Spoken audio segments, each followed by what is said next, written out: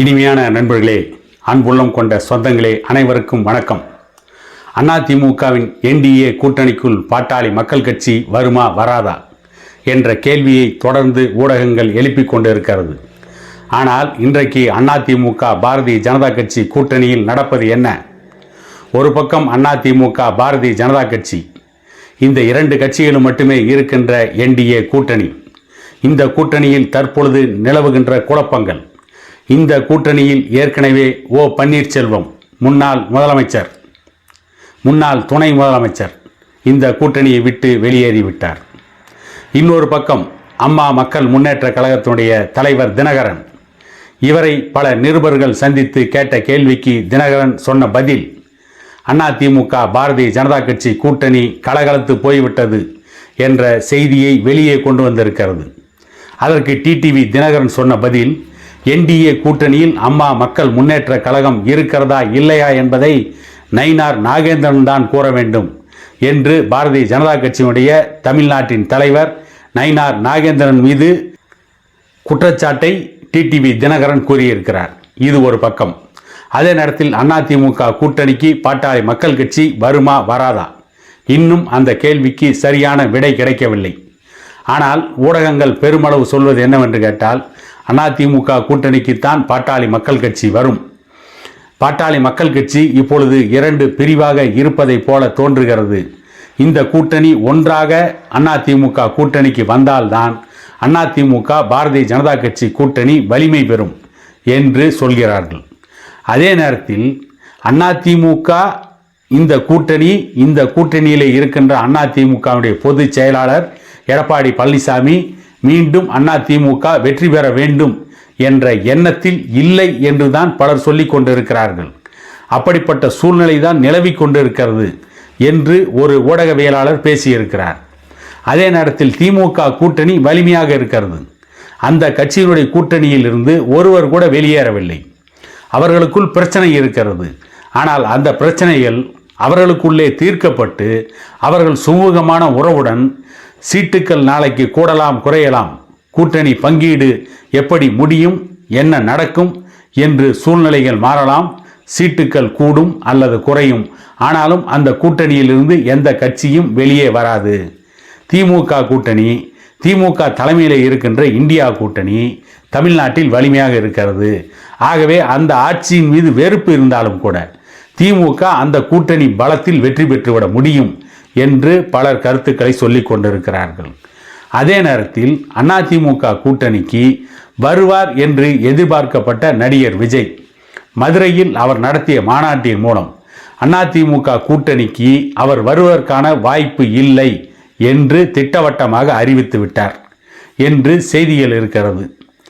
எடப்பாடி பழனிசாமி அவர்கள் அதிமுகவிற்கு ஒரு பெரிய கட்சி கூட்டணிக்கு வரும் என்று அவருடைய கட்சியை சார்ந்தவர்களுக்கு ஊக்கப்படுத்தும் விதமாக அவர் பேசியிருந்தார். ஆனால் அந்த பேச்சுக்கு தகுந்தாற்போல் அவருடைய நடவடிக்கை இல்லை என்ற விமர்சனத்தை இன்றைக்கு அதிமுகவை சார்ந்தவர்களே வைக்கிறார்கள். அதே நேரத்தில் பாரதிய ஜனதா கட்சியும் அதிமுக ஆட்சிக்கு வர வேண்டும் என்ற எண்ணத்தில் இல்லை. திமுக ஆட்சியை வீழ்த்த வேண்டும் என்ற எண்ணம் பாரதிய ஜனதா கட்சிக்கு இல்லை. மீண்டும் திமுகவே ஆட்சிக்கு வர வேண்டும் என்றுதான் பாரதிய ஜனதா கட்சி நினைக்கிறது. எடப்பாடி பழனிசாமி என்ன நினைக்கிறார்? முழு மெஜாரிட்டியுடன் அதிமுகவின் தனி பெரும்பான்மை ஆட்சி என்றால் தமிழகத்திலே ஆட்சி அமைக்கலாம். கூட்டணி ஆட்சி அமைந்தால் அப்படி ஒரு ஆட்சி அமைப்பதை விட தோல்வியை சந்திப்பதுதான் தனக்கு அரசியல் எதிர்காலம் என்று அவர் திட்டமிடுவதாகவும் ஒரு செய்தி இருக்கிறது. இப்படிப்பட்ட சூழ்நிலையில் அதிமுக கூட்டணிக்கு வரும் என்று எதிர்பார்த்த விஜயகாந்துடைய தேசிய முற்போக்கு திராவிடர் கழகம் இன்றைக்கு என்ன சொல்கிறது என்று கேட்டால், திமுக ஆட்சியை பாராட்டுகிறார்கள். வெளிநாட்டுக்கு சென்றிருக்கின்ற முதலமைச்சர் அவர்கள் எவ்வளவு முதலீடுகளை ஈர்த்திருக்கிறார் என்ற செய்தியை அவர் வெளியிட வேண்டும் என்று சொன்னதோடு மட்டுமல்லாமல் அவர் முதலீடுகளை ஈர்ப்பார் என்று ஸ்டாலின் அவர்களுக்கு பாராட்டு பத்திரம் வழங்கியிருக்கிறார். ஏற்கனவே விஜயகாந்துடைய மனைவி பிரேமலதா அவர்கள் திமுகவுடன் அரசியல் பேரத்தை முடித்து விட்டார், அவருக்கு பெட்டியல் கைமாறிவிட்டது என்று பல ஊடகங்கள் சொல்லிக் கொண்டிருக்கிறார்கள். அதிமுக கூட்டணிக்கு வரும் என்று எதிர்பார்க்கப்பட்ட விஜயகாந்த் மனைவி, அவருடைய கட்சி, விஜயகாந்துடைய கட்சி அந்த கூட்டணிக்கு வராமல் திமுக கூட்டணியை நோக்கி சென்று கொண்டிருக்கிறது. ஏற்கனவே அதிமுக கூட்டணியில் இருந்த டிடிவி தினகரன் இன்றைக்கு அந்த கூட்டணியில் இல்லை என்று சொல்லக்கூடிய சூழ்நிலை தான் நிலவுகிறது. அதே நேரத்தில் பாரதிய ஜனதா கட்சியோடு நெருக்கமான உறவு வைத்திருந்த ஓ பன்னீர்செல்வம், முன்னாள் துணை முதலமைச்சர், முன்னாள் அதிமுகவின் ஒருங்கிணைப்பாளர், அவரும் இன்றைக்கு அதிமுக பாரதிய ஜனதா கட்சி கூட்டணியில் இல்லாமல் இருக்கின்ற நிலைதான் இருக்கிறது. அவரையும் அதிமுக கூட்டணியில் கொண்டு வருவதற்கான எந்த வேலையும் எடப்பாடி பழனிசாமியும் செய்யவில்லை, பாரதிய ஜனதா கட்சியும் செய்யவில்லை. பாட்டாளி மக்கள் கட்சி கூட்டணிக்கு வருமா வராதா, இது இன்னும் விடை காண முடியாத கேள்வி.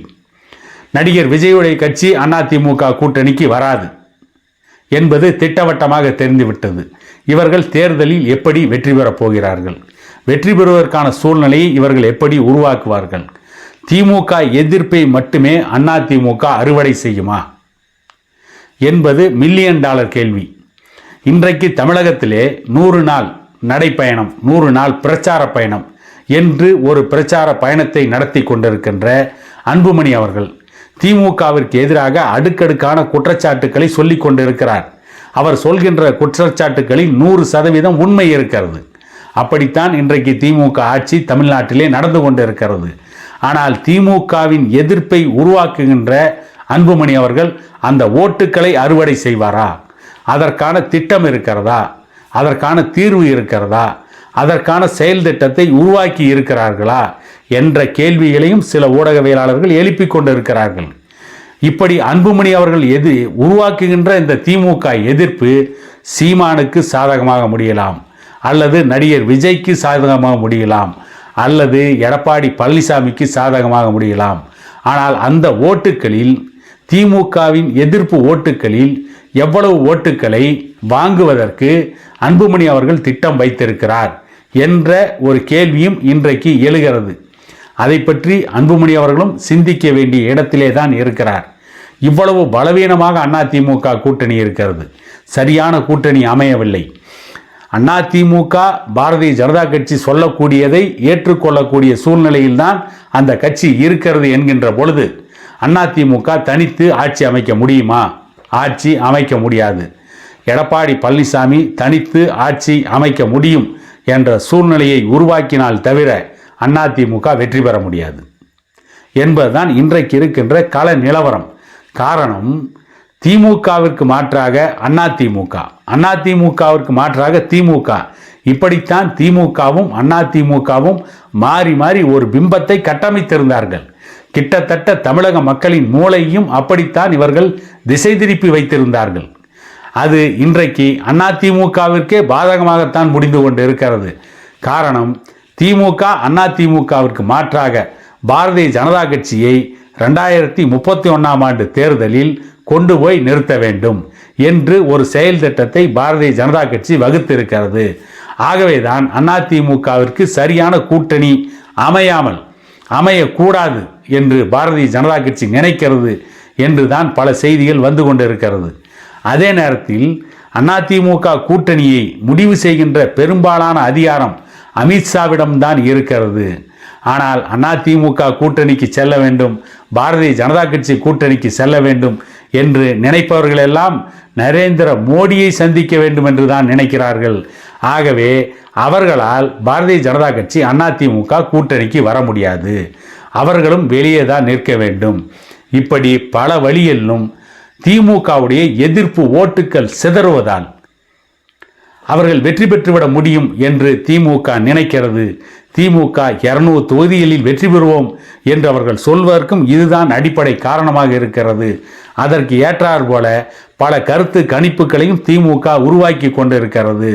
அதிமுக கூட்டணியை பொறுத்தவரை கூட்டணி பலத்திலும் தோல்வியை சந்திக்கிறார்கள். கருத்து கணிப்பை உருவாக்கி அந்த கருத்து கணிப்பு தான் மக்களுடைய எண்ணம் என்று ஒரு பிரச்சாரத்தை உருவாக்குவதிலும் அதிமுக தோல்வியை சந்திக்கிறது.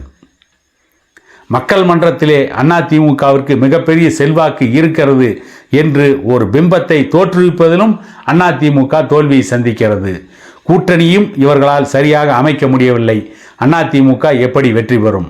ஆகவே அதிமுக வெற்றி பெறுவதற்கு வாய்ப்பில்லை என்றுதான் திமுக திட்டமிட்டு கருத்து திணிப்புகளை உருவாக்கி 200 தொகுதிகளுக்கு மேல் வெற்றி பெறுவோம் என்று சொல்லிக் கொண்டிருக்கிறார்கள். கிட்டத்தட்ட அந்த பிரச்சார பலம் திமுகவிற்கு வலிமை சேர்க்கும் என கூறிக்கொண்டு இன்னொரு காணொளியில் உங்களை சந்திக்கும் வரை உங்களிடமிருந்து விடைபெறுவது உங்கள் எடப்பாடி துரைசாமி.